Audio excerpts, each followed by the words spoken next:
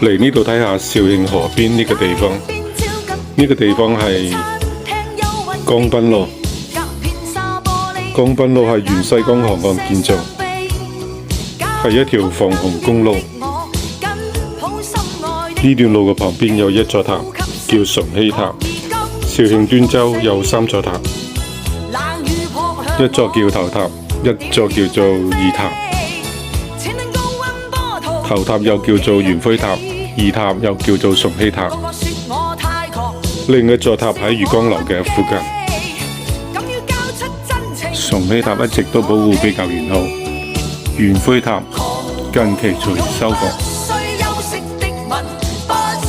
江濱路全長有12.7公里，車流量唔係咁多，喺城區裏面算係一段比較寬闊嘅道路。呢條道路係東西走向嘅。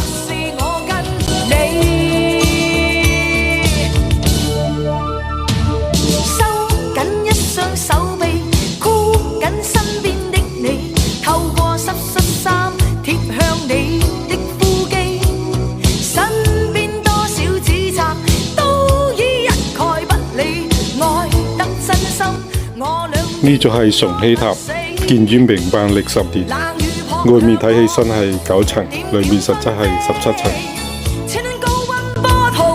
而家睇下呢段路嘅夜景。個個說我太狂，笑我不羈，敢於交出真情，那算可鄙。狂抱擁不需休息的吻，不需呼吸空氣，不需街邊觀眾遠離微雨中，身邊車輛飛過，街裏路人走過，交通燈催促過，剩下獨是我跟你，就讓宇宙塌下，世界變了荒地，日月歲做隕石。